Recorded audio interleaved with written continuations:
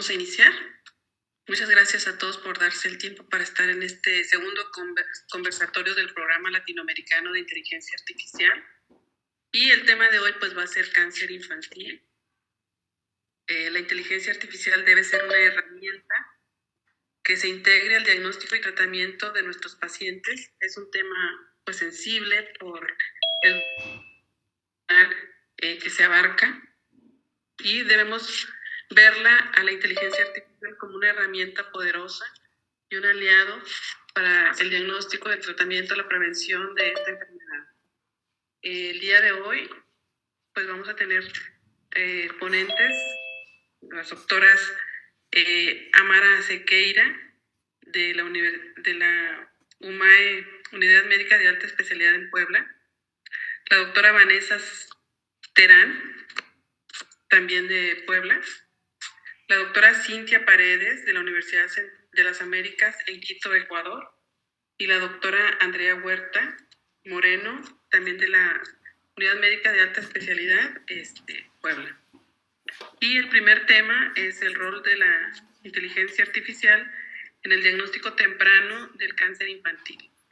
Antes de darle la palabra a la doctora Amara, que será la expositora del tema, no sé si el doctor Tixi quiera dar alguna introducción. Buenas noches a todos. Solo reconocer por el tiempo que están dedicando a este programa. Vamos con el segundo, y que sea de utilidad todo este conocimiento que se va a transmitir en esta noche. Pues buenas noches, mucho gusto.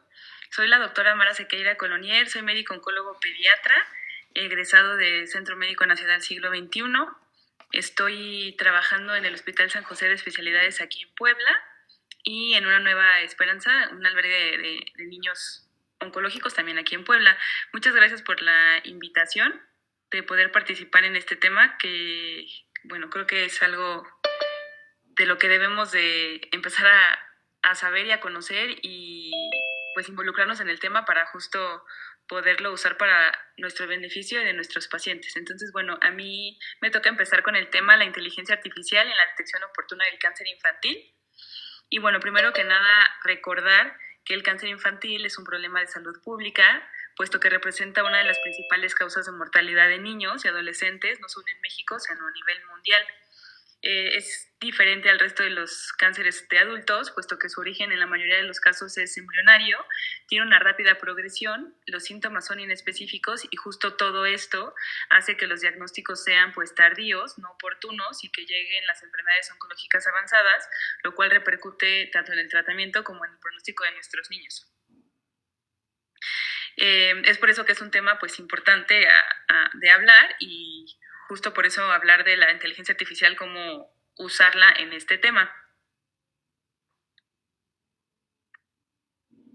En cuanto a la inteligencia artificial, que me parece importante repasar, sé que es el segundo conversatorio y que hay algunas personas que ya están involucradas en el tema, pero bueno, para aquellos que no tenemos mucho tiempo estudiando este tema, es importante recordar que la inteligencia artificial es un subconjunto del aprendizaje automático que puede identificar patrones en los datos y gracias a esta identificación tomar acciones para alcanzar objetivos preestablecidos. Hay muchos tipos de inteligencia artificial, pero justo el que ha tenido un mayor involucro en el área médica son las redes neuronales convolucionales profundas, que justo su nombre hace alusión a las neuronas, que como sabemos pues hay una comunicación asombrosa entre ellas a nivel presináptico, postsináptico, etcétera, y existen múltiples interacciones con millones de neuronas. Entonces justo lo que está haciendo este tipo de inteligencia artificial en el ámbito médico es que gracias a este análisis interneuronal, por así decirlo, o de diferentes capas, que es como se menciona en la inteligencia artificial de este tipo, hace que puedan identificar patrones y justo con una indicación específica poder analizar millones de datos para poder concretar un diagnóstico y proponer un tratamiento a la persona que consulte alguna pregunta clínica. Entonces, este es el tipo de inteligencia artificial que se está utilizando y es capaz de analizar imágenes, datos clínicos y literatura médica en periodos de milisegundos, y justo eso hace que se aceleren las revisiones, los diagnósticos y la claridad terapéutica para poderla llevar a cabo con los pacientes. Las implicaciones de la inteligencia artificial en el ámbito médico no solo son en el diagnóstico, sino también está ayudando a terapias personalizadas y justo esto, pues a que el pronóstico de nuestros pacientes sea aún mejor, incluso ya a nivel genómico está teniendo involucro. Entonces, bueno, hablando solamente de la detección oportuna, justo mediante técnicas de aprendizaje automático, que es el famoso machine learning, y aprendizaje profundo, que es el deep learning, a través de las redes neuronales que les comenté, ha demostrado utilidad en los análisis grandes de volúmenes de datos clínicos y también a nivel radiológico, patológico y genómico, que es justo lo que vamos a hablar el día de hoy.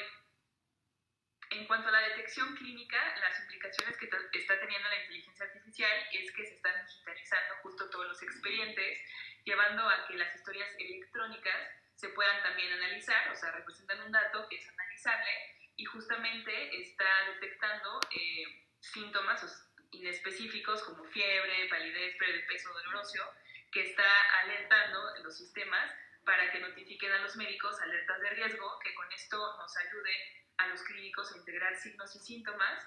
Incluso también analizan concomitante a los signos y síntomas resultados de laboratorio, imágenes, y con esto pues pueden integrar sospechas diagnósticas, siendo esto muy útil, por ejemplo, en los primeros niveles de atención, en donde a veces se ha visto el retraso de los diagnósticos.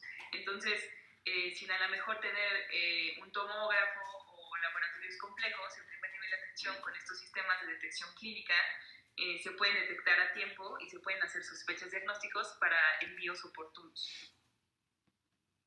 En cuanto a la patología digital, y justo en el ámbito de la hematología, están teniendo la capacidad de también el dato, que aquí serían los frotis sanguíneos y las biopsias, que sean capaces de identificar células malignas y que gracias a esta identificación puedan clasificar los tipos de leucemia, los tipos de linfoma, gracias a las alteraciones morfológicas que son capaces de analizar al algoritmo y poder arrojar diagnósticos con mucha sensibilidad y especificidad. Justo esto también, por ejemplo, a lo mejor en lugares que no tienen un patólogo oncólogo, pues el patólogo que se puede utilizar esta parte de la inteligencia artificial puede llevar a cabo diagnósticos especializados oncohematológicos. A nivel de imágenes, también aquí los datos serían las imágenes, ya sean radiografías, tomografías, resonancias magnéticas. Justo el análisis de todos estos datos está integrando diagnósticos de forma pues muy adecuada, es independiente del operador, no se presta tantos artefactos de imágenes, es un diagnóstico preciso y rápido. Incluso se han dado cuenta que ya se necesitan menos dosis de contraste para poder hacer diagnósticos imagenológicos. También a nivel de líquido cefalorraquídeo están estudiando a nivel del proteoma que pueden hacer diagnósticos oportunos. Incluso hablando de los estudios de imágenes que utilizamos, por ejemplo, en las leucemias para identificar infiltraciones extramedulares, identifica patrones sutiles que a veces podrían pasar desapercibidos a nivel clínico o incluso imagenológico, operador dependiente, ya identificando otros datos mucho más profundos gracias a las redes neuronales. Esto no solo ha tenido utilidad en las leucemias, que es el cáncer más común en los niños, sino también ha sido útiles en tumores sólidos como tumores óseos, sarcomas o tumores del sistema nervioso central. Entonces está no sustituyendo al radiólogo, sino apoyando al radiólogo para que tengan una detección precoz y puedan diferenciar estos datos sutiles entre lesiones benignas y lesiones malignas. También están vinculando los datos bioquímicos con los datos imagenológicos. Por ejemplo, están asociando niveles altos de ácido vanilmandélico, que es el indicador de los tumores de la cresta neural o neuroblastoma, o la alfa-fetoproteína la están vinculando con el hepatoblastoma o la DHL con los linfomas. Entonces están logrando vincular datos bioquímicos con datos imagenológicos para poder dar diagnósticos. Por ejemplo, en un niño con niveles elevados de ácido vanilmandélico, que es el marcador del neuroblastoma, están haciendo inodoros inteligentes o pañuelos inteligentes que al detectar esto, pues justo se puede detectar la sugerencia de remitirlo a hacer un ultrasonido o niveles elevados de DHL concomitantes con una radiografía que tenga una masa mediastinal, pues son sugestivas de un linfoma. Entonces están vinculando diferentes áreas, como lo bioquímico, como lo radiológico. En cuanto a genómica y medicina de precisión, también están facilitando el análisis de datos genómicos para identificar moléculas asociadas a ciertos tipos de tumores. Entonces, esta estrategia es útil para hacer diagnósticos oportunos en poblaciones de alto riesgo. Así también, a nivel de DNA libre, metilado o proteomas, se están entrenando modelos y algoritmos para que detecten, según los diferentes tejidos histológicos, puedan detectar la agresividad de los tumores. Si bien actualmente los tumores se miden también y se clasifican en los diferentes riesgos o estadios a nivel genómico, pues bueno, la IA también está ayudando a la clasificación de este tipo de tumores sólidos.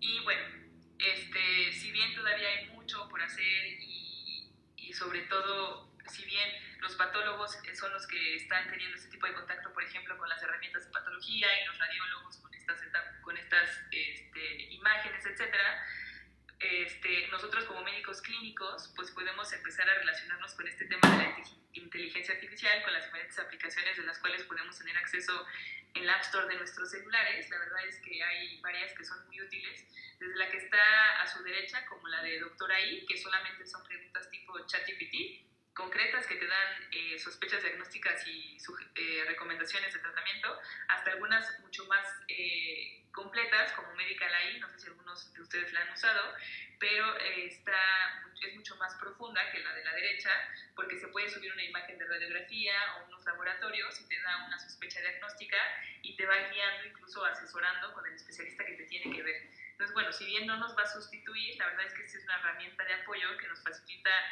integrar más rápido diagnósticos y bueno, para algunas otras personas, a lo mejor estudiantes y médicos generales, también va orientando de una manera más rápida las sospechas diagnósticas. Entonces, esta de Medical AI, la verdad es que sí me pareció muy útil porque analiza imágenes, no solo radiografías, sino también tomografías o resonancias, laboratorios y incluso tiene asistentes de razonamiento clínico y bueno, muy avanzada. Sí tiene un cobro, pero me parece accesible mensual para que sea una herramienta que pueda acompañarnos en nuestro día a día.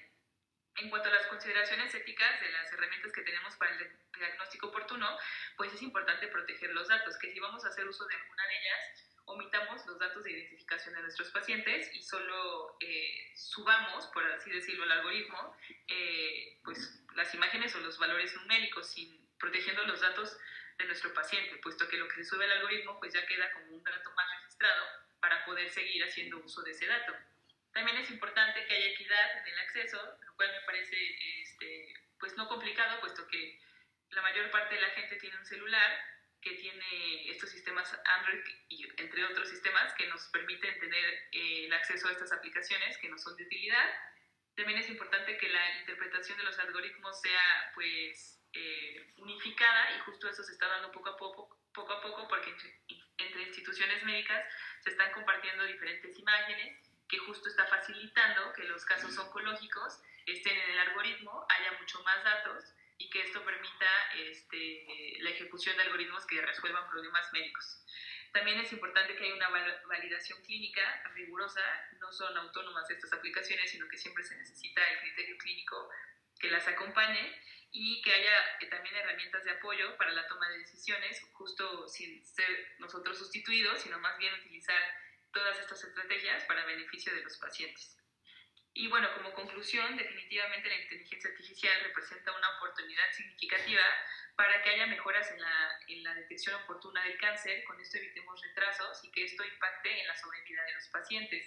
Y para que podamos integrarla efectivamente en nuestra vida real médico-clínica, pues es importante primero que nada que sepamos que existen estas herramientas, o sea, que estemos notificados. Claro está que necesitamos capacitarnos y capacitar a los demás para poder adaptarlo a nuestro contexto clínico y que haya colaboración multidisciplinaria con otros centros médicos que estén haciendo uso de estas herramientas. Muchas gracias. La siguiente presentación es de la doctora Vanessa Terán y el tema es uso de la inteligencia artificial para predecir toxicidad y complicaciones en tratamiento del cáncer infantil. La doctora también está en Puebla. Bueno, buenas noches a todos. Efectivamente, yo estoy con la doctora Sequeira también en Puebla. Soy hematólogo pediatra, egresado del Hospital 20 de Noviembre de IMSS y actualmente pues en el Hospital de Especialidades de del Centro Médico Nacional de Puebla, adscrita al área de Oncocrean como hematólogo y trasplantólogo pediatra. A mí me toca hablar sobre el uso de la inteligencia artificial para predecir toxicidad y complicaciones en tratamiento del cáncer infantil. La inteligencia artificial para predecir toxicidad en cáncer infantil nos es muy útil, ya que el cáncer infantil afecta alrededor de 400.000 niños al año globalmente, predominando más en pacientes pediátricos, mujeres.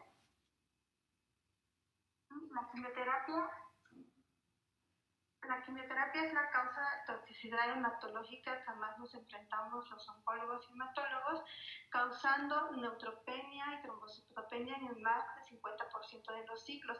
Estas complicaciones retrasan tratamiento y aumentan la mortalidad de los pacientes. Para nuestro beneficio, la inteligencia artificial permite personalización, reduciendo riesgos entre el 20 al 30% aproximadamente en todos los casos. Las principales complicaciones en todos los tratamientos de los cánceres pediátricos que nos enfrentamos es la neutropenia febril, sepsis, cardiotoxicidad, neurotoxicidad y síndrome de inicis tumoral. La estratificación predictiva individualizada integra datos, la inteligencia artificial, datos clínicos, laboratorio, así como genómicos para generar modelos personalizados. El fundamento metodológico de estas estrategias de inteligencia artificial es contar con un machine learning supervisado, debe tener un entrenamiento, una validación y un test, y utiliza métricas como AUOC, ROC, calibración, que debe tener calibración, y confronta sensibilidad contra especificidad, y el riesgo de occurring en cortes pues llega a ser alta. ¿Qué es una teoría bajo la curva? Es una métrica clave de modelos predictivos en clasificación binaria. Y esta se refiere en la curva abajo, el gráfico de la sensibilidad contra la especificidad a diferentes umbrales. Esta es la curva abajo. Indica una discriminación utilizando márgenes desde 0.5 hasta 1.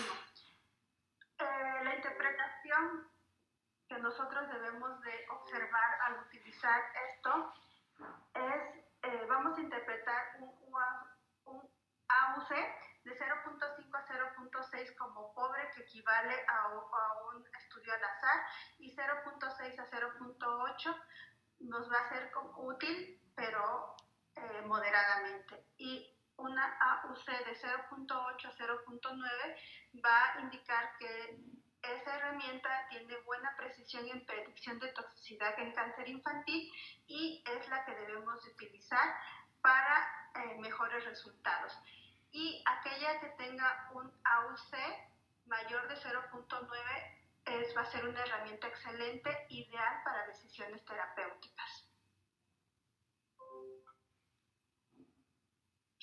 Aquí, como vemos, esta es una curva de ROC con intervalo de confianza buena, ya que tiene un intervalo de confianza del 95% y que nos predice una neutropenia severa en este paciente de 0.86% y tiene una especificidad de 1.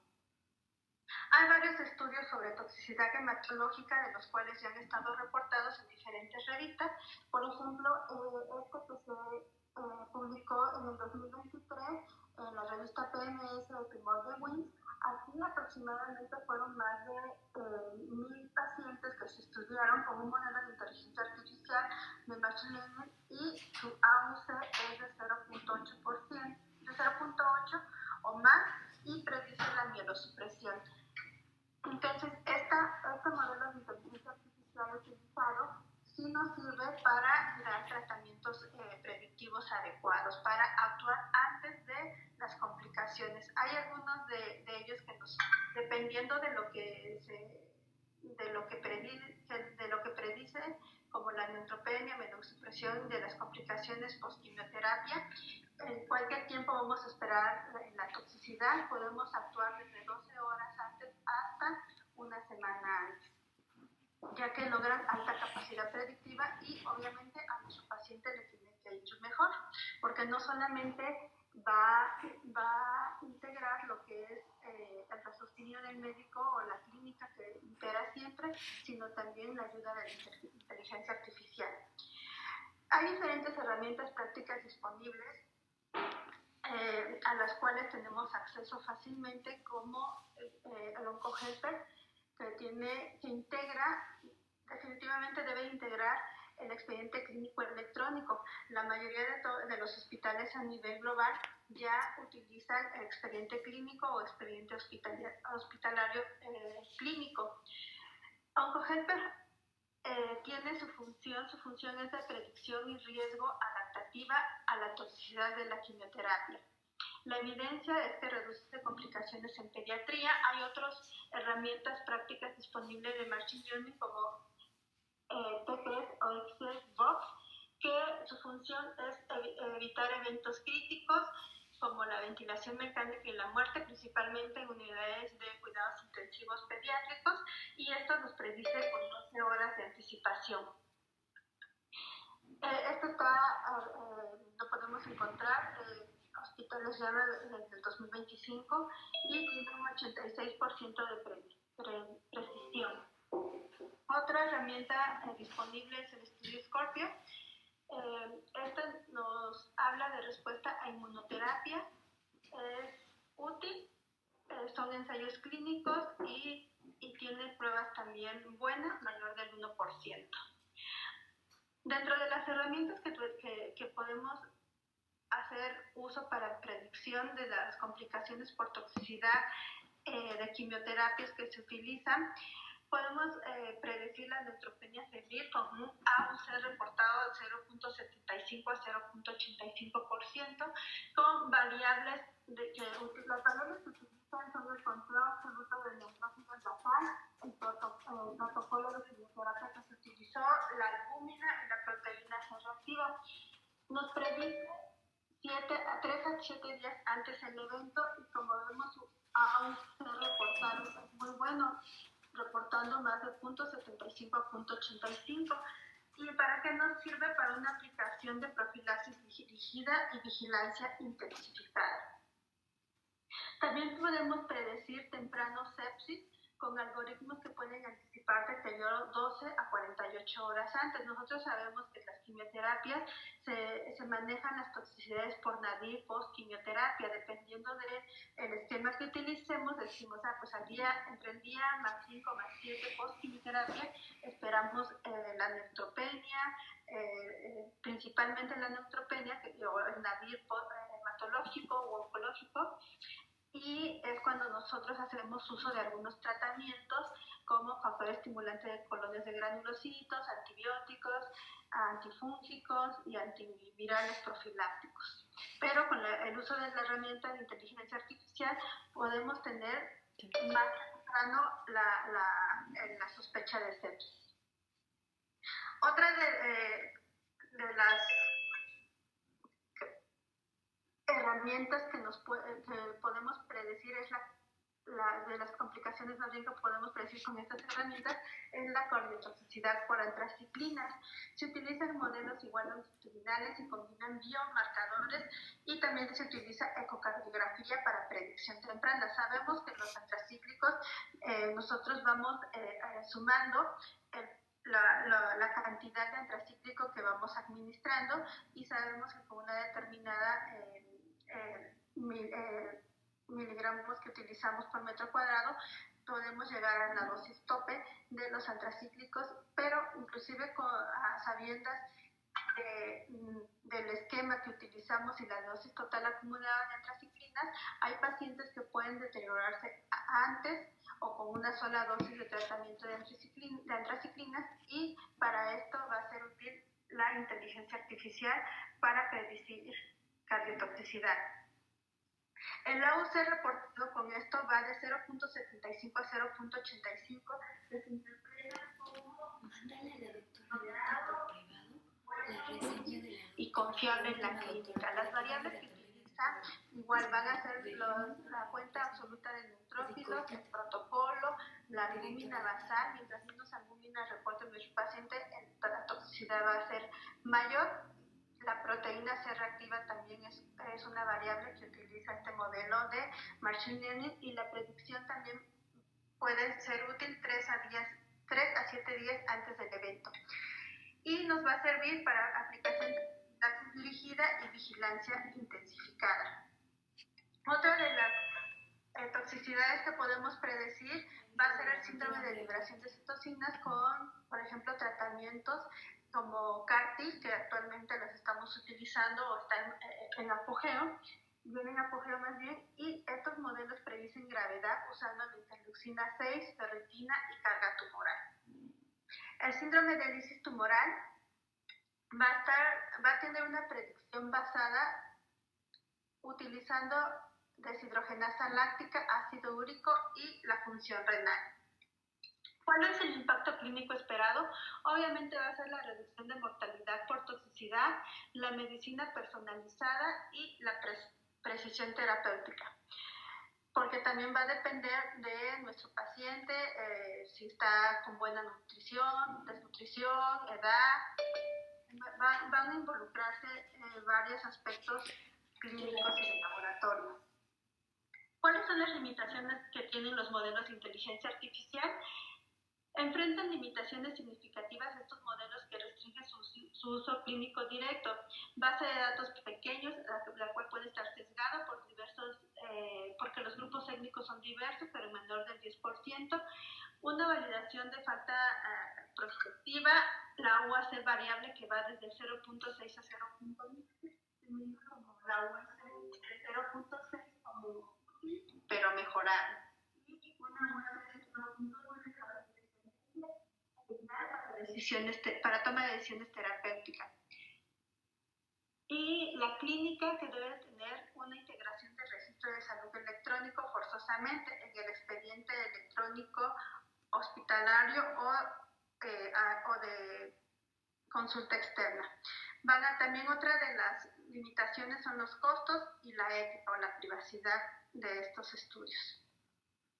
En conclusión, pues la inteligencia artificial no va a sustituir al hematólogo o oncólogo pediatra, pero sí amplifica la capacidad de anticipación clínica, y el siguiente paso que nosotros como profesionales de la salud debemos de realizar es la validación prospectiva institucional y desarrollo de bases multicéntricas nacionales. Realmente hay muy pocas bases.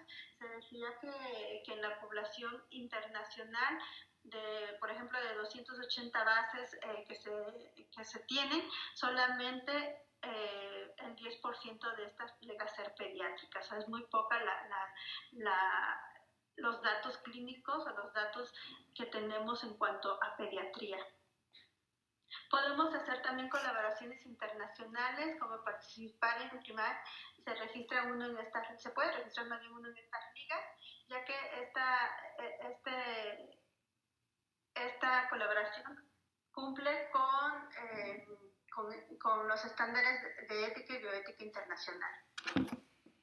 Estos son mis datos. Si tuvieran unas preguntas, al último los vemos.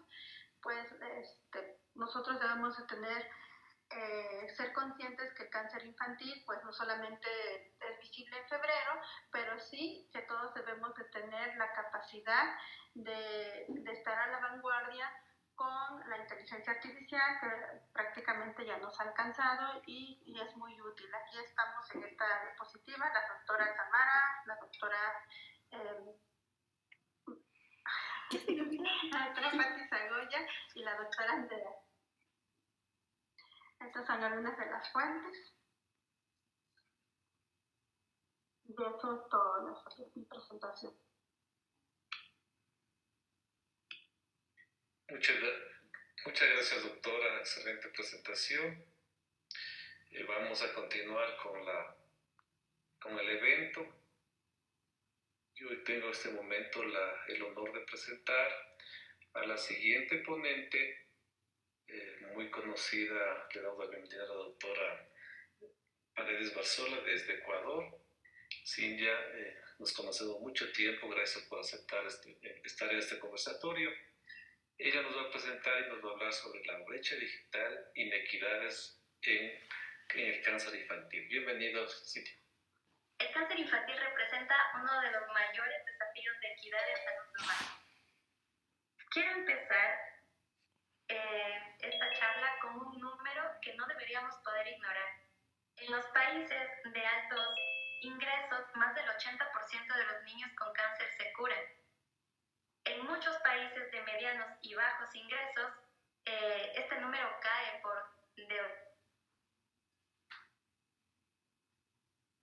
Cintia, se le bloqueó el micrófono. Está bloqueado el micrófono.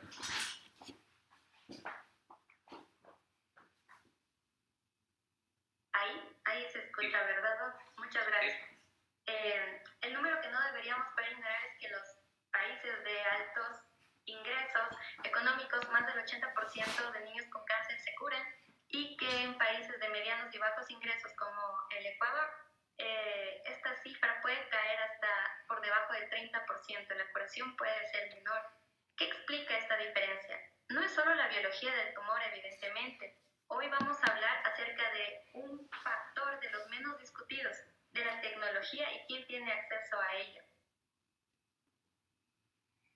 Este es el caso de mi paciente que se llama Neymar, de 5 años. Él reside en una población que está en una provincia en la Amazonía. Él inició un tratamiento oncológico por un cáncer testicular, un tumor testicular metastásico a pulmón, y él inició este tratamiento en una situación desfavorable, en una desconexión tecnológica que enfrentaba en su comunidad. Ante la falta de la señal telefónica, su madre caminaba por varias horas para poder llegar a un punto en donde había señal de internet y poder reportarnos del registro posterior a haber recibido los tratamientos por mensajería. Sin embargo, posterior a esto pudimos establecer un nexo con los centros de salud cercanos a esta población, gracias al área de cuidado paliativo, y pudimos ayudarnos a mantener el seguimiento remoto a nuestro paciente. Esta es la historia de Neymar, pero como ustedes saben, 274,000 casos de cáncer infantil al año, según datos de la OPS, se registran todos los años. Entonces, nos ponemos a pensar que esa no es una estadística abstracta, sino que la mayor carga de enfermedad está concentrada precisamente donde los recursos son más escasos. Más del 90% de estos casos se dan en países de medianos y bajos ingresos. Esto ya es una inequidad estructural, incluso antes de hablar de tecnología. En el estudio de ERIC en 2023, a través de una revisión sistemática de 66 países de medianos y bajos ingresos, 1 de cada 15 pacientes pediátricos moría por causas no relacionadas a la enfermedad, sino al tratamiento. En países de altos ingresos, esta cifra era pequeña, era de 3 o 5%. Sin embargo, esto no es mala suerte ni el azar. Es el resultado de diagnósticos tardíos, de la falta de coordinación, la ausencia de sistemas de soporte, muchos de ellos digitales. Entonces, la doctora Dach Cochrane de la Universidad de Duke, apoyada con el Centro Médico Cristiano Kilimanjaro en Tanzania, pudieron construir en 2023 un índice que muestra la vulnerabilidad a morir por demoras en el cáncer infantil, y que estas no dependían del tumor. Entonces, ¿de qué dependían? 1, de si los hospitales tenían patólogos bien formados, que podían llegar a un diagnóstico estructural, que tenían el sistema de patología, que tenía la inmunistoquímica. Número 1. Número 2, el acceso a la quimioterapia, si era disponible o no. ¿Cuántos farmacéuticos habían en un hospital? Si las madres contaban con educación. Estos déficits eran áreas de oportunidad para soluciones digitales que podrían tener bastante impacto. Por ejemplo, la telepatología nos podría ayudar a un diagnóstico específico y al punto. Los sistemas de registros, las estadísticas, los recordatorios en el tratamiento. Sino que el problema es que estas soluciones tampoco llegan a donde todavía se necesita que lleguen. entramos aquí en la paradoja. Hay paradoja en la telemedicina, que es una de las herramientas más usadas. Pues hay paradoja, porque Nouri en 2020 describió en los primeros meses de la COVID-19, cuando todos celebramos, hay telemedicina, no es necesario que los pacientes se transporten a los hospitales, pero justamente el uso de la telemedicina evidenció que aquellas poblaciones vulnerables, como las poblaciones rurales, las poblaciones minoritarias, con bajo nivel educativo, bajo nivel socioeconómico, eran exactamente las que presentaron dificultad para acceder a aquellas herramientas digitales que fueron creadas para beneficiarlos. Entonces, la tecnología sin diseño equitativo amplía las brechas existentes. No solo se trata de acceso o no acceso, es la calidad del acceso. ¿Por qué? Porque el Departamento de Salud de Servicios Humanos de los Estados Unidos, por ejemplo, documentó en 2022 que la telemedicina, el acceso a una videollamada, que obviamente en nuestra área, la oncología, es superior para evaluar a un paciente, era sistemáticamente menos accesible para población negra, para población latina, asiática, de menores ingresos y menor nivel educativo. No porque ellos no quisieran usarla, sencillamente porque no tenían los dispositivos, la banda ancha ni la alfabetización digital para acceder a ella. El resultado de que fueron identificadas que estas poblaciones vulnerables recibían la versión de menor calidad de aquella tecnología que habíamos celebrado como equitativa. Y yo me pregunto en este momento, ¿ustedes saben qué es equity? La equity viene de dos palabras, tecnología, technology, y equidad. Ahora, este concepto busca garantizar que las tecnologías en salud reduzcan las inequidades y no las reproduzcan. Esto no es un concepto tampoco abstracto, sino que busca que se lleven la tecnología a la práctica de la equidad en cuanto a la implementación, al diseño de una herramienta digital. Para preguntarnos en este momento, ¿es aquella herramienta digital accesible para aquellas poblaciones a las que deberían estarse dirigiendo estas tecnologías? Pues en la revisión de la literatura nosotros encontramos que para que una tecnología sea equitativa tiene que cumplir al menos 4 principios. Número 1, representación. Si el algoritmo no fue entrenado con pacientes como los tuyos, no te fíes de él, porque no está entrenado con diversos datos como raza, geografía, características culturales propias de los contextos a los que representamos. Latinoamérica tiene muchos. Número 2, el contexto real. Aquellas herramientas digitales deberían estar enfocadas y diseñadas para pacientes que tienen un bajo ancho de banda, dispositivos básicos que no tienen todas las estructuras, ni todos los programas, ni toda la accesibilidad de varios otros dispositivos. Debería estar enfocado a manejar múltiples idiomas, debería estar adaptado culturalmente a los entornos distintos que manejamos en Latinoamérica y en el mundo. Número 3, auditoría continua. Deben de pasar estas herramientas digitales por un proceso de monitorear si la herramienta produce resultados equitativos entre grupos poblacionales distintos. Y número 4, si es que queremos diseñar herramientas digitales, deberíamos diseñarlos con las comunidades, no para ellos, sino con ellos. ¿Qué podemos hacer desde el área clínica? Muchísimo. Les voy adelantando. Es mucho lo que podemos hacer. Tan rutinario como es preguntar por las alergias, por el tipo de sangre. El estudio de Hao en 2023 mostró que incorporar preguntas como determinantes sociales sean, ¿puedes transportarte a las citas? ¿Tienes acceso a internet? ¿Cuántos dispositivos digitales tienes en tu casa? Identificar y ver barreras en el idioma. Todas estas preguntas fueron incluidas y ellos evidenciaron que sin esos datos no se podía planear el seguimiento remoto de una manera equitativa. Entonces, estas determinantes son importantísimos para que nosotros podamos tener ideas claras y panoramas y acciones institucionales, evidentemente.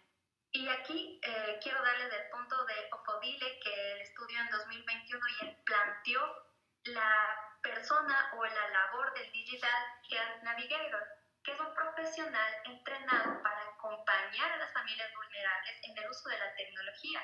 Y este personal no era personal de la salud, era un personal de acompañamiento desde trabajo social, o desde psicología, o desde incluso el área de comunicación institucional, que ayudaba a apoyar en el manejo de las redes sociales, en el manejo de la mensajería, sistemas de mensajería y de las herramientas digitales.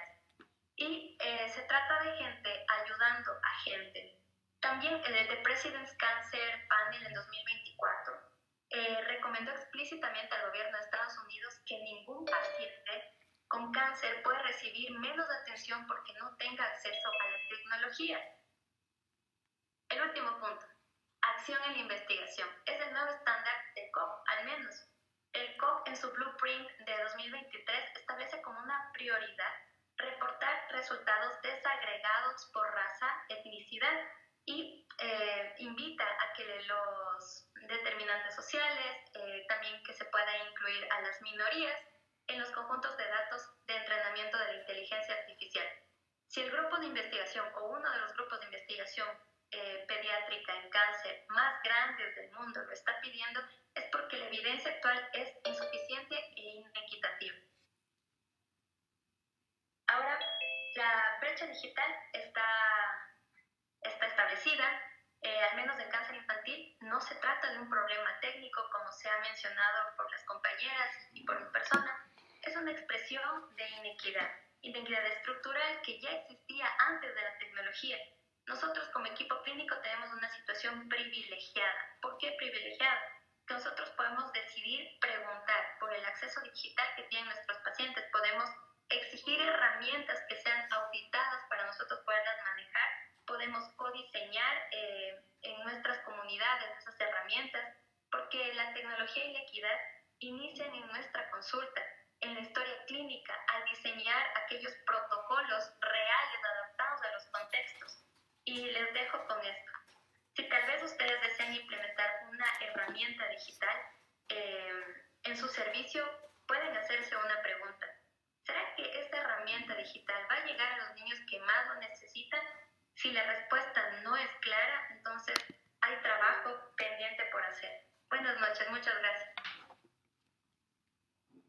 Muchas gracias, doctora. Qué interesante. Enseguida, pues vamos a continuar con la doctora Andrea Huerta. Ella es oncóloga pediatra, también en Puebla, y está en varios hospitales, el Hospital Ángeles de Puebla, en el Instituto Mexicano del Seguro Social y en el Hospital para Niño Poblano. La presentación que nos va a hacer la doctora es la inteligencia artificial para mejorar procesos de atención en oncología pediátrica. Bueno, pues muchas gracias para empezar por esta invitación con este conjunto de expertos en inteligencia artificial acerca de un tema que nos apasiona mucho, que es la oncología pediátrica, y saber cómo podemos apoyar más a nuestros pacientes. En general, de lo que vamos a hablar son los usos de la inteligencia artificial en oncología pediátrica, mejorar los procesos, cómo se puede optimizar los protocolos terapéuticos y el soporte para la toma de decisiones clínicas. Mis colegas ya compartieron mucha de esta información mencionando el por qué es importante en nuestra subespecialidad tener este tipo de herramientas para mejorar tanto el diagnóstico, la supervivencia de los pacientes y justo también la equidad y el tratamiento. Entonces, en lo que yo me estoy basando prácticamente es en cómo podemos mejorar estos procesos o cómo estandarizarlos para que puedan llegar de una mejor forma y poder beneficiar a todas las comunidades, tanto a nivel público, a nivel privado, y también en esta red tan importante de Latinoamérica, pues conocer también nuestras oportunidades de trabajo, ¿no? Entonces, para mejorar los procesos en oncología pediátrica tenemos varias herramientas, específicamente como lo es el expediente clínico. Dentro de los beneficios que vamos a tener son los borradores de notas, el resumen de evolución, por ejemplo, el extraer los datos claves para el expediente. Algo importante de conocer en oncología, lo que mencionaban, al final, en ocasiones se puede considerar incluso como enfermedades raras, ya que no tenemos no existe tanto volumen de pacientes como para poder analizar estos datos en ocasiones y poder llegar a compartir estos protocolos y tener toda la información completa. Entonces, esa es la importancia de todos poder tener un expediente clínico en el cual podamos recabar toda esta información. La estratificación del riesgo para modelos, para pronósticos y de toxicidad, como mencionaba, la comunicación médico-paciente-familia, en el cual se puede agilizar de diferente forma, desde asistencia de mensajes, o los chatbots, o al poder tener comunicación directa tanto con la familia como con trabajo social en las diversas especialidades que lo requieran los pacientes. Optimización de tiempos de infusión, también eso es muy importante que se ha visto para individualizar el tratamiento para cada paciente. Y la evolución del paciente también mediante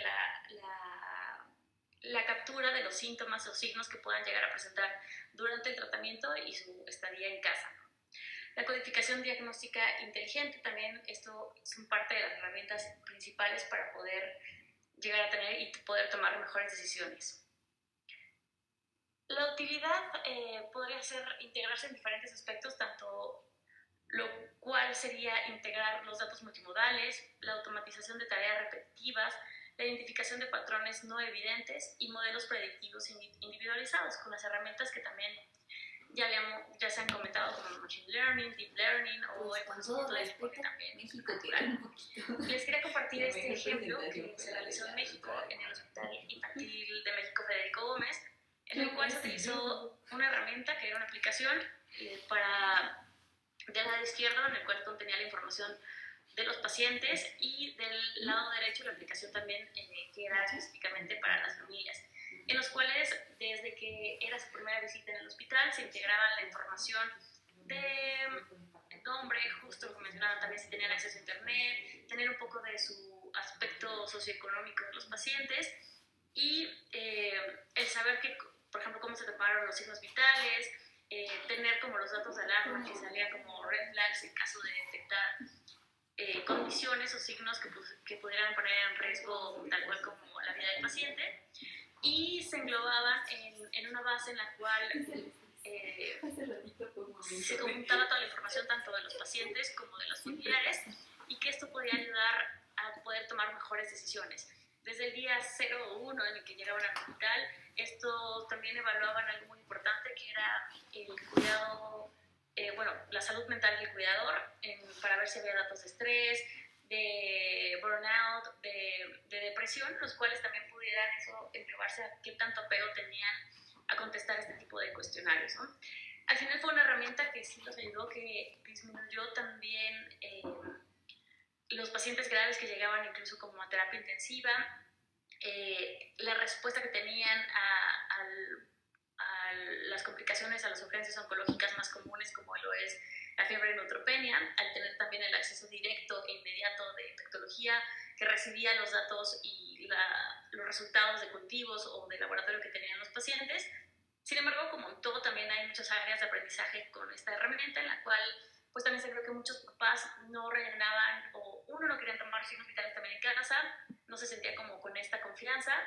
También mencionaban que utilizaban solo la aplicación cuando ya tenían un dato de urgencia del paciente o que ya iban prácticamente camino al hospital, ¿no? Que el objetivo era justo detectarlos en el momento oportuno para que pudieran llegar al hospital en momentos más tempranos y disminuir con esto la mortalidad y la morbilidad, ¿no?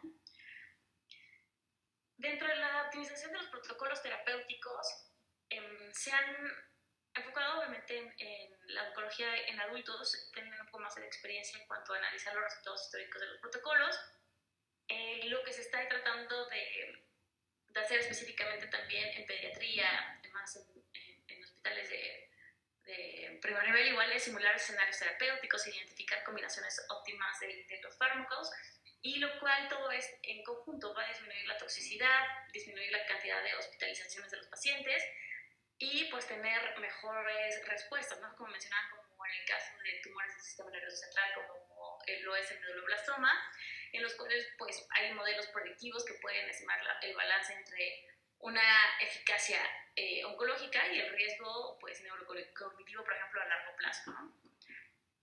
El soporte a la toma de decisiones clínicas con sistemas de apoyo basados en inteligencia artificial puede sugerir protocolos actualizados, alertar sobre interacciones medicamentosas, integrar evidencia científica en tiempo real y al mismo tiempo pues también lo que sabemos, ¿no? No va a cambiar el rol de un especialista, pero sí va a reducir la variabilidad pues, clínica y apoyar en decisiones también complejas en los pacientes. En los procesos de investigación clínica y ensayos, pues identifica el objetivo al tener toda esta información del expediente clínico y de la evolución de los pacientes y de los marcadores moleculares que se puedan llegar a tener, es identificar automáticamente quiénes son candidatos para ensayos clínicos, el análisis de datos multicéntricos y el descubrir también biomarcadores que nos puedan orientar más hacia las patologías. En enfermedades raras pediátricas, donde el volumen de casos es limitado, esa capacidad es particularmente pues, valiosa, ¿no? En el seguimiento a largo plazo y en los supervivientes también es importante, lo que mencionaba la doctora Terán, predecir riesgo de cardiotoxicidad, detectar alteraciones endocrinas tempranas, los calendarios de seguimiento, ¿no? ¿Qué hacer, en qué momento verlos, cuándo realizar un estudio de imagen, un estudio de laboratorio, cuándo derivar con otro subespecialista para detectar a tiempo las posibles complicaciones por la enfermedad y la quimioterapia. Y en la optimización de agendas de quimioterapia, pues como parte de la gestión hospitalaria, va a ayudar a reducir los tiempos de espera de los pacientes, el predecir la ocupación de camas, el automatizar informes clínicos que también puedan ayudar para agilizar el proceso de autorización de un tratamiento por parte de un seguro y también lo de poder englobarlos como en ensayos clínicos, ¿no? Esto va a tener un impacto en la reducción de tiempos de espera y también algo que nos puede ayudar y beneficiar tanto a los seguros y también a la autorización y aplicación de estos con nuestros directivos al saber que se hace una mejor utilización de los recursos y se pueden disminuir los costos, ¿no? Y una disminución de carga administrativa médica. De lo que mencionamos un poco en cuanto a las oportunidades estratégicas de la inteligencia artificial en oncología pediátrica en Latinoamérica, es saber que justo debe de ser una herramienta de equidad para poder optimizar los recursos limitados y el poder integrar regionalmente los datos con los que contamos, ¿no? Existen desafíos como es la fragmentación de datos clínicos, acceso desigual a diagnóstico molecular, variabilidad en protocolos, brechas en infraestructura digital y por eso a veces pensando en poder llegar a tener alguna utilidad en oncología pediátrica con la inteligencia artificial, es justo poder englobar todas las ventajas que tenemos en algún país y desventajas y de acuerdo a esto poder apoyarnos y hacer un manejo pues, en conjunto, ¿no? La conclusión es que la inteligencia artificial en oncología pediátrica no reemplaza el juicio clínico, pero sí mejora la precisión diagnóstica, la personalización terapéutica, la seguridad del paciente y la eficiencia asistencial. La implementación responsable, ética y validada clínicamente será clave para que esta revolución tecnológica se traduzca en beneficio real para niños y adolescentes con cáncer. Pues el saber que esto no es una tecnología del futuro, es una tecnología que tenemos en este momento, que podemos aprovecharla, que debemos aprovechar también, y saber que al final el objetivo de poder tener herramientas que nos ayuden a agilizar el tiempo es para poder tener más oportunidad de poder explicarle mejor a los pacientes, a los familiares, y que tengan una mejor conexión y poder tener mejores resultados en su supervivencia, ¿no? Y eso sería todo por mi parte. Sí, muchas gracias, doctora Andrea. También muy, muy interesante. Yo creo que en esta diapositiva pues pone o concluye todo lo que se ha presentado en las 4 sesiones. Y para iniciar la conversación, no sé si el doctor Patiño puede hablar. Sí, doctora, dígame. Ajá, mire. Bueno, veremos que hay herramientas para mejorar el diagnóstico. O sea, herramientas pues para predecir una sepsis. O sea, herramientas para todo y herramientas para medir las herramientas. ¿Cómo ve esto? Yo lo veo ya como un mar de herramientas. ¿Cuál debemos usar? Si las estamos usando ya, debemos avisarle al paciente, debemos homogeneizar, se debe tener una sola herramienta. No sé.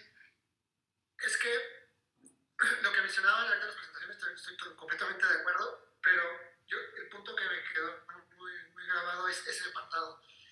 Yo puedo tener un modelo muy bien hecho que predice de manera adecuada, tiene un área bajo la curva excelente, pero pues si no tengo la conexión a internet, si la población es completamente diferente, no es aplicable en nuestro país o en el país que lo quiera poner, porque los datos varían. Para cada tipo de estudio hay herramientas que me pueden ayudar a evaluarlo. No es lo mismo un estudio un ensayo clínico aleatorizado que utilizó inteligencia artificial que uno que compara diagnósticos o uno que hace proyecciones. Entonces, para cada uno de esos hay diferentes. Creo que por ahí había yo mandado un listado, pero si no, hoy antes de que esté terminando, se los vuelvo a enviar, y si no, mañana temprano, en el que se especifica, porque por ejemplo esta que yo le subí es solamente para modelos de predicción. Entonces, tengo que seleccionar cada herramienta dependiendo de lo que yo quiero hacer. Muy bien. No sé si alguien más quiere comentar o tomar otra línea de conversación. Creo que está levantando la mano la doctora Alejandra. Sí, perdón, no encuentro la manita, discúlpenme, me falló la inteligencia natural. Primero, quiero felicitar a las 4 compañeras. Yo siempre he dicho que los oncólogos pediatras son más avanzados que los de adulto y los he respetado desde que yo fui pasante de servicio social. Les aprendí un montón de cosas y me siguen enseñando y pues muchas felicidades. El otro es un comentario que pues no puedo dejar de hacerlo. Cada vez que yo veo un panel femenino, o lo que se llamaría en inglés un woman felicito a las personas que lo hicieron. Les voy a decir por qué, porque es un signo de protesta en este país donde la igualdad de las mujeres que nos dedicamos profesionalmente a la ciencia pues no se da, ¿no? Naturalmente. Entonces, no sé quién organizó, pero felicidades al que organizó, y si lo hizo sin darse cuenta, pues también felicidades y diga que sí se dio cuenta. El segundo comentario ya es en cuanto al tema, en cuanto a política pública. Fíjense que me pareció muy interesante la exposición de la doctora Cintia, a ver si lo digo bien, ¿es Paredes? Sí, está bien. Sí. Paredes. Y en cuanto a la tecnoigualdad, sería la traducción al español. En cuanto a, y esto lo hemos visto por muchísimos años desde la Secretaría de Salud, ¿no? Que va a ser terrible lo que digo, pero yo digo cosas así incendiarias. Que nos vendan espejitos, ¿no? Que nos vendan espejitos y que entonces el Sistema Nacional de Salud se deslumbre y los compre con muy poco dinero, ¿no? Tenemos una inversión en salud, supongo en México, en Latinoamérica, pues bastante baja, con sus honrosas excepciones. Entonces, la importancia de las 4 categorías, vamos a decirle así, he olvidado el nombre, en cuanto a la calidad del acceso a la tecnología.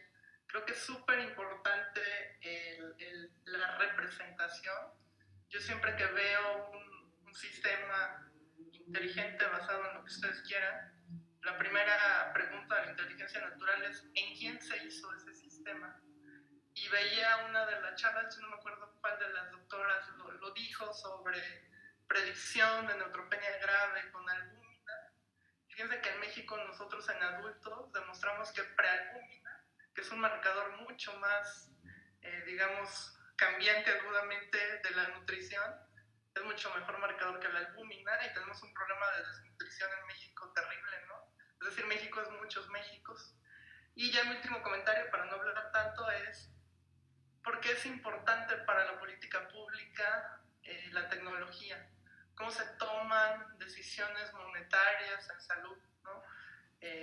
Pues básicamente es qué tenemos y cómo lo empleamos de forma adecuada. No es lo que se hace, digo, en todos los países del mundo. Y estaba yo pensando un poco, y este es un comentario crítico para reflexión de todos.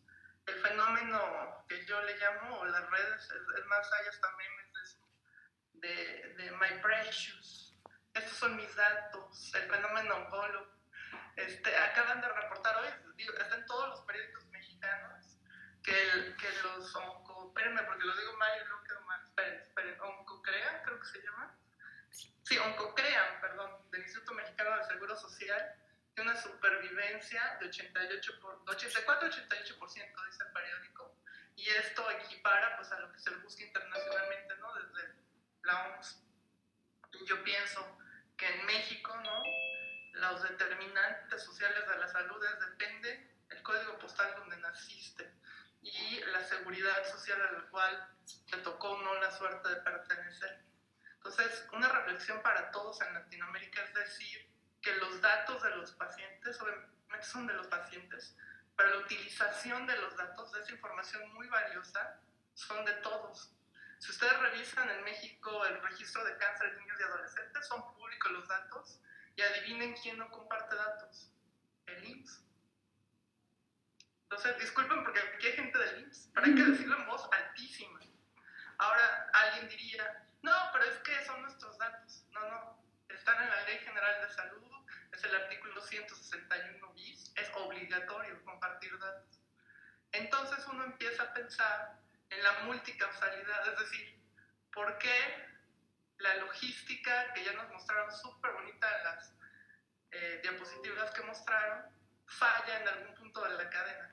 Desde la compra de medicamentos, la cantidad de medicamentos, pues porque si no sabemos el número de casos, que según esto está reportado entre 4.000 y 8.000 casos anuales, y si uno ve el registro hay 1.500 reportados, algo anda mal. Y algo anda mal en el sentido de la ambición que tenemos, y me incluí porque yo también he tenido ego, cada día menos, pero tengo, que estos datos son míos y yo no los comparto, porque obviamente hay conflictos de interés de publicación, hay conflictos de interés de, bueno, pues es que el jefe no quiere, etc. Entonces, una reflexión para toda Latinoamérica es, los datos son valiosísimos para tener políticas públicas que se puedan institucionalizar. Es cuanto y muchas gracias por oír. Sí, gracias. Gracias. No sé cómo es. A mí también me quedó, bueno, felicitando también a todos los ponentes. Y sí, gracias Alejandra por hacernos caer en cuenta esa inequidad entre solo mujeres y no estuvieron hombres ahí. Una cosa que me quedó y en la parte final de la doctora Paredes, y hacía la pregunta no es si tenemos tecnología para salvar más vidas, si no tenemos la voluntad y la seguridad que llegue a los niños. No sé cómo interpretar eso, si nos puede explicar algo más.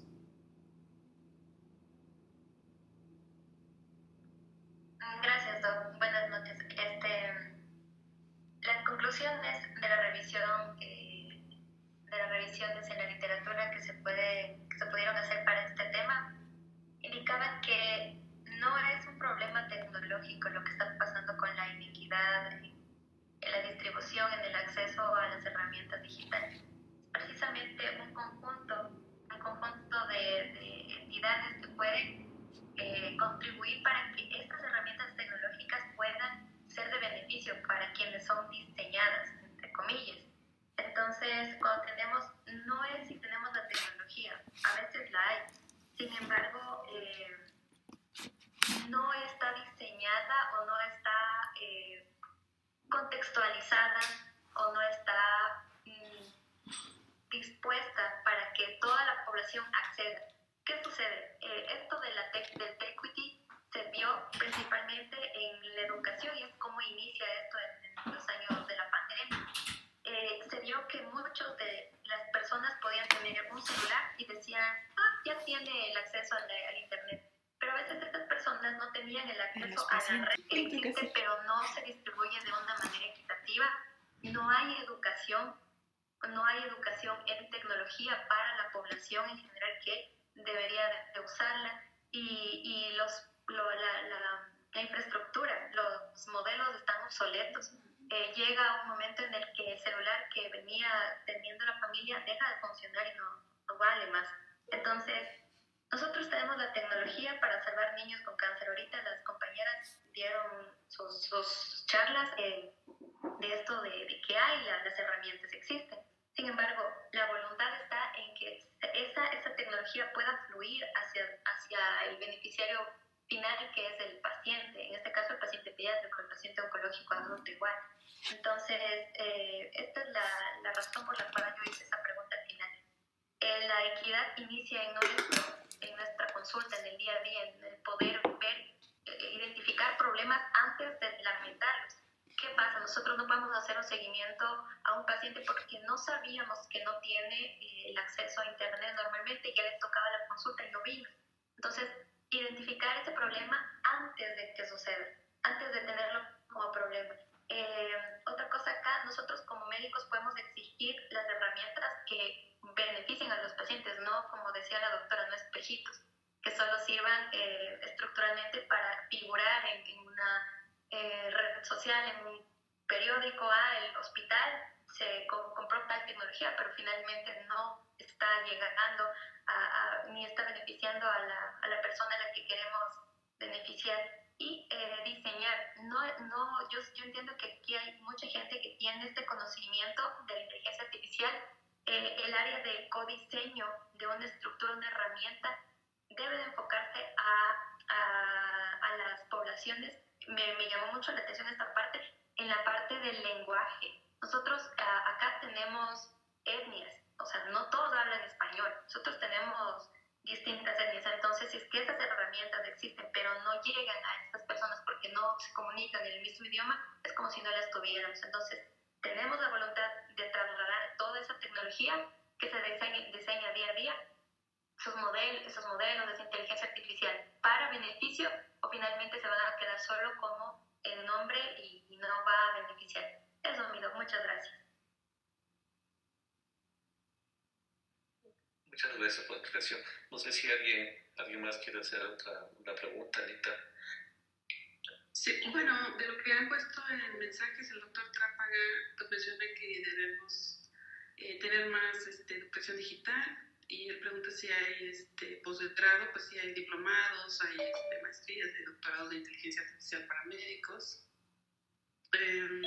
Y bueno, todas las herramientas, modelos que nos está poniendo el doctor Miguel Patiño, que ya hay, y que pues creo que a lo mejor más adelante deberíamos de tener un taller, que ya lo hemos platicado, para que el doctor Patiño nos enseñe todas esas herramientas y ya dejarlas también plasmadas, grabadas.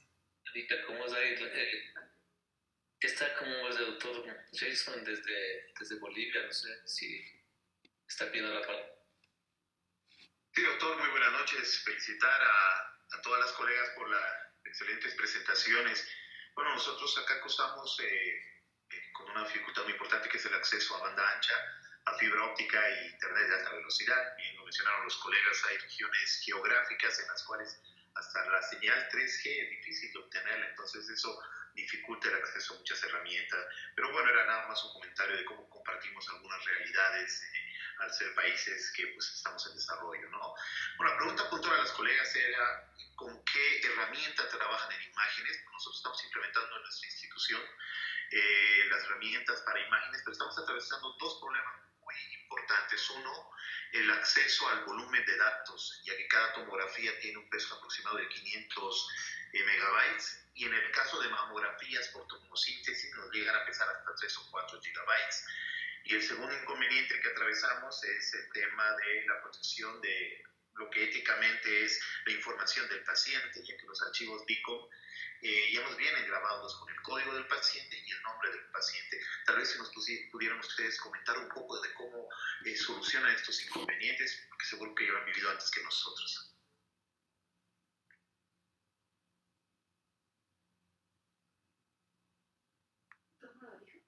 No sé si se me escuchó, perdón, no consulté si se me escuchó.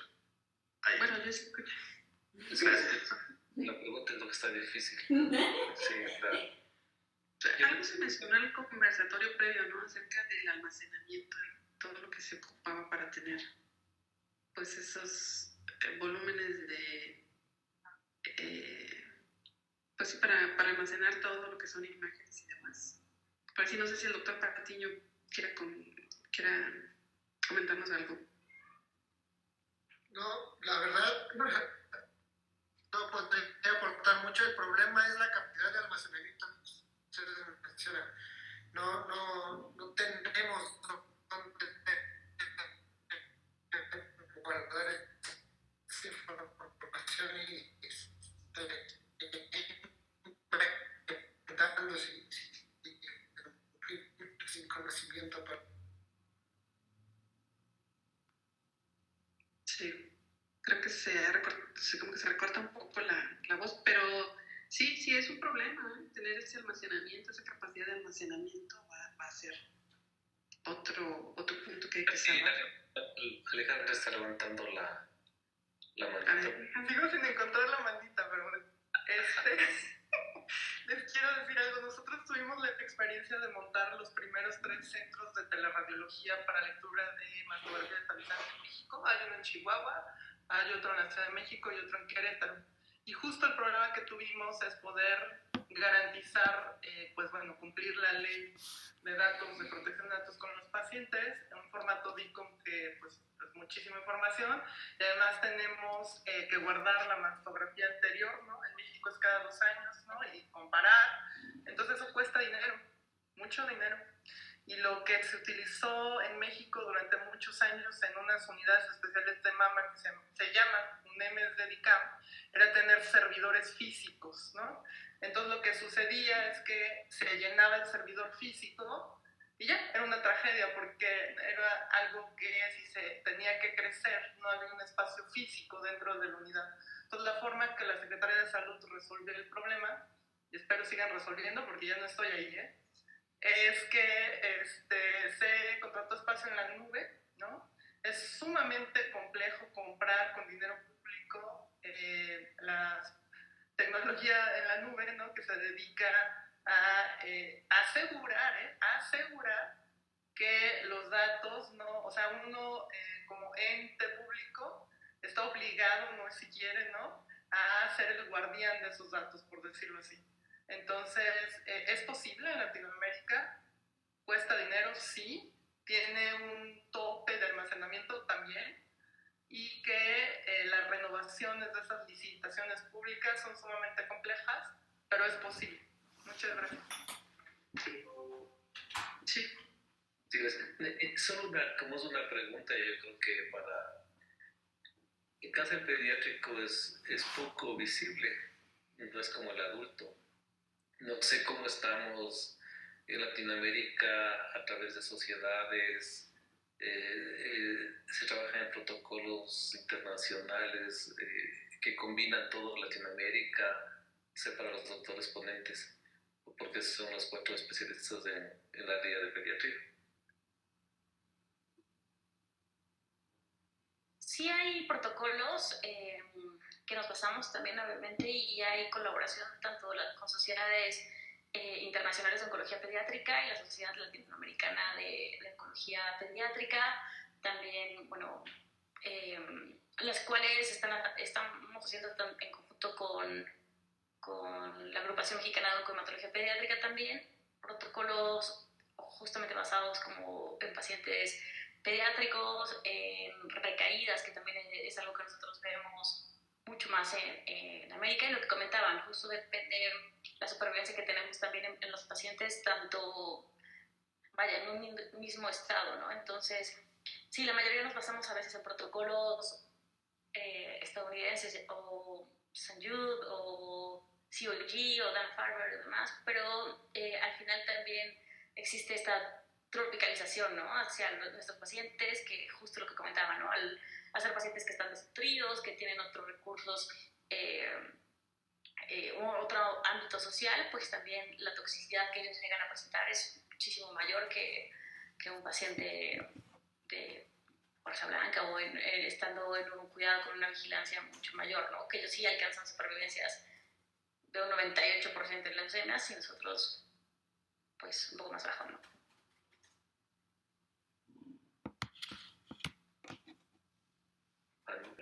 Me uno a la felicitación y agradecimiento de Maricela. Detrás de este programa hay mucha gente que no da la cara y que y que trabaja mucho. Gracias también por eso. Listo.